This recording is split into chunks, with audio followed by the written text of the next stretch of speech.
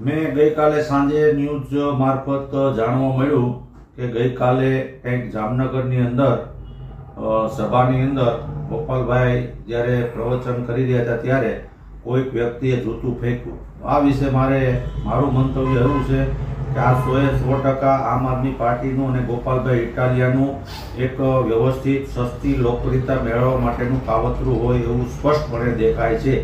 કારણ કે આમ આદમી પાર્ટી અને ગોપાલભાઈ જ્યારે એની પ્રતિષ્ઠાનો એની જે ગ્રાફ નીચે જાય છે ત્યારે આવા અનેક પ્રકારના ગતકડાઓ પોતે જ પોતાની રીતે ઊભા કરી અને લોકોને ગુમરાહ કરે છે. લોકોમાં સસ્તી લોકપ્રિયતા અને લાગણી ઊભી કરવા માટેના આ કાવતરા છે. એના જ માણસો દ્વારા આ કરાયેલું કૃત્ય છે એ હું સ્પષ્ટપણે 100% માનું છું કે જેથી કરીને લોકોની લાગણી એના પ્રત્યે આવે એ માટેનું એનું વ્યક્તિગત સસ્તી લોકપ્રિયતા મેળવવા માટેનું ષડયંત્ર પોતાનું છે.